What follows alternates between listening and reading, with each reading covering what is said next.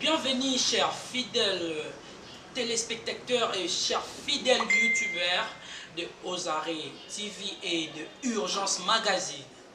Aujourd'hui, nous avons un sujet très capital qui range l'Afrique, qui range tous les Africains.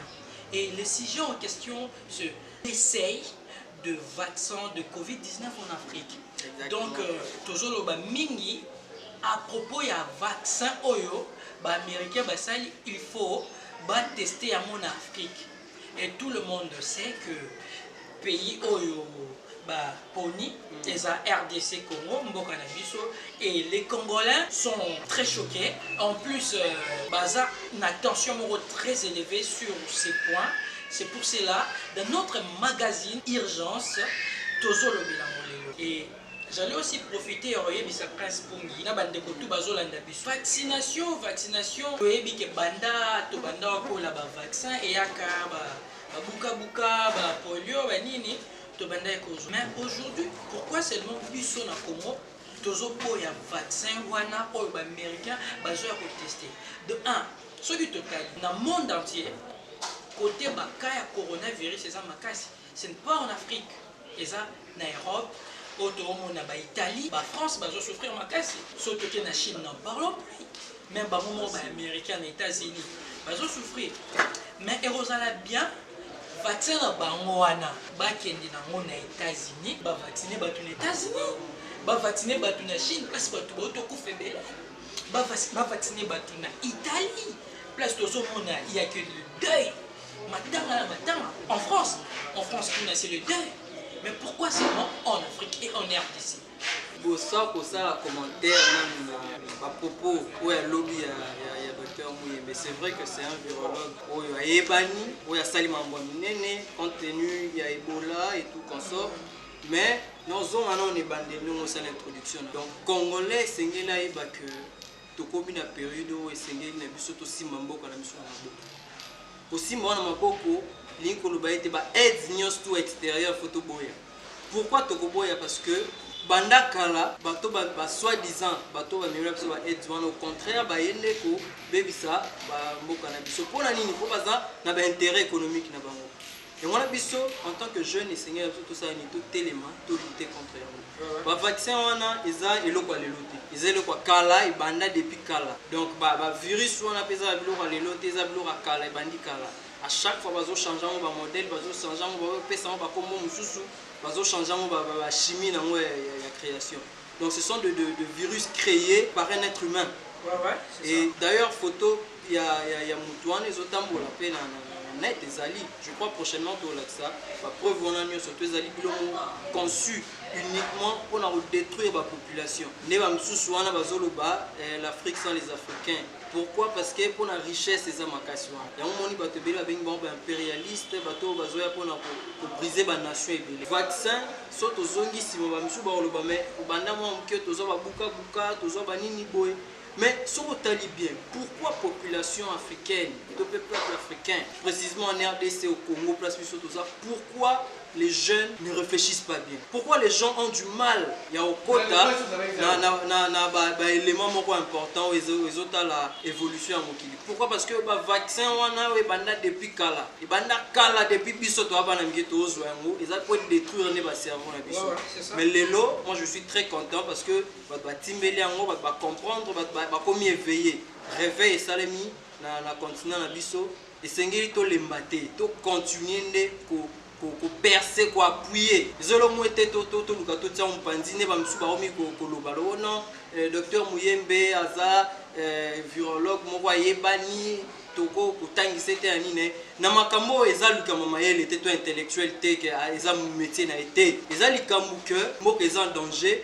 Bateau balingi mboka ekte malamu te bako utiliser na bateau bayebani makasi. C'est ça. Na bateau bino bozana net espoir na bino ezali pa na bango ba luka ba gagner bango. Tout ça la constat. Coronavirus banda et bandi ko boma na RDC. La plupart ya bateau au bakufi na coronavirus. Ce sont des personnes trop attachées au gouvernement. Wana to le barona nuke to mona kana clair. Et surtout limite ça la plus d'analyse sur makambo ya vaccination.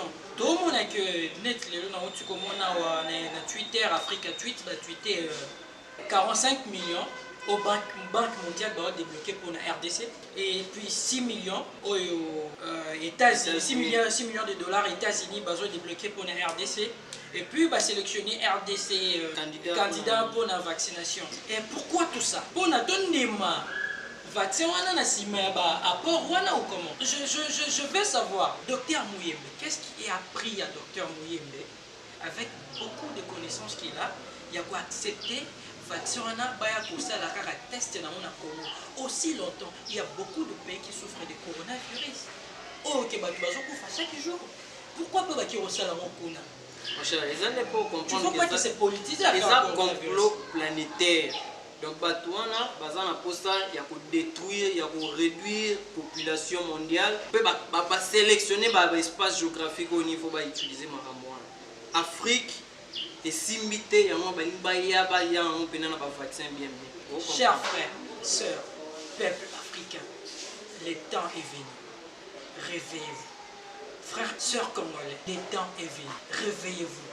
Bola Mouka. Beaucoup s'ami trop. Bolala qui pogne trop. Tobini trop musique loketo. Tobini trop na baba. Les lobari zate, boîte zate. C'est une meilleure occasion. Il y a pousser Moutou na biso, tout réfléchir Moussika, tout yeba. Qu'est-ce qui se passe? Pourquoi tu comme à niveau? Il n'y a pas des églises, il n'y a pas d'école pour nos enfants, nos frères, nos sœurs. Il n'y a pas beaucoup de marchés qui tu s'en provisionner. Et Bissonio surtout, tu as la découverte, il y a mon confinement, auto vivre la dépendance d'amour. Le confinement nous oblige à ne rien faire, de ne pas aller à l'église, le chrétien, le musulman, de ne pas aller au travail, de ne pas aller vendre nos produits que nous en avons à la maison. Et les commerçants, comment est-ce que vous allez vous retrouver? Comment est-ce que vous allez payer vos loyers? Réveillez-vous, réveillez-vous, le temps est venu. C'est le moment d'agir. N'attendez pas demain ou après-demain. Tu vois?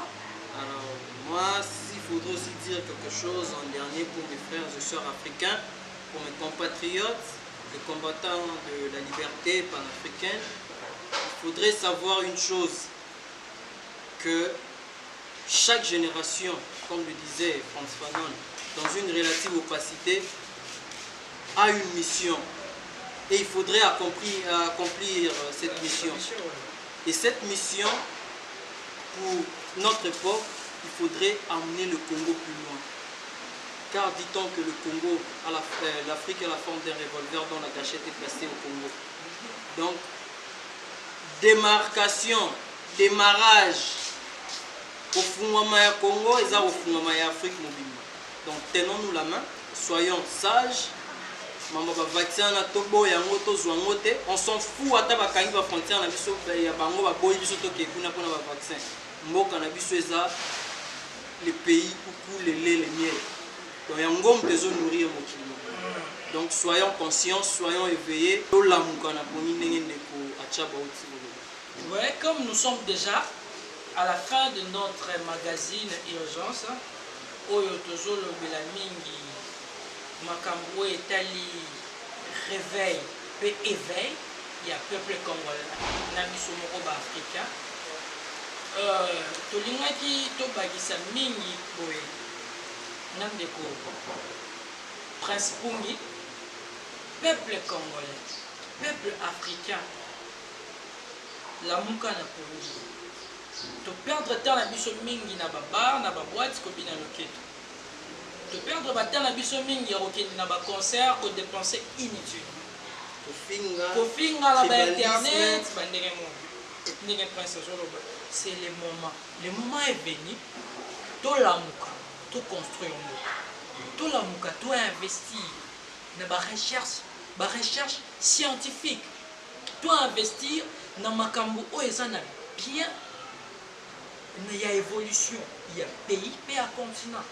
Tu investir dans l'éducation, tu investir dans la recherche scientifique, tu investir dans l'agriculture, tu investir dans le biloko, tu investir dans l'art et culture, mais dans le bien sens. Artistes, quand il y a un problème, ils sont là pour sensibiliser. Mais c'est pas le genre des artistes, quand il y a un problème, ils sont là, batami bazozela bazonyonga parce que baolinga nini makambo esila mpona bango bazongisa baproduction na bango baconcert na bango na minute oyo mpe musique ya bar na boîte esili tozwana sikoyo na besoin ya baartiste bapesa biso bamusique oyo eza très consciente mentalité ya bato parce que yango wana nde kopousse biso toboya mpena vaccin wana parce que towana mposa na moto donc vaccin ozoyela biso na mboka ezonga esika euti towana mposa na moto biso bacongolais toboyi mpe africain alobi non na vaccin so mpe bolingi bosala basuggestion na bino bolanda biso esika nyonso tokopartage leo bavideo na biso bokomona biso merci.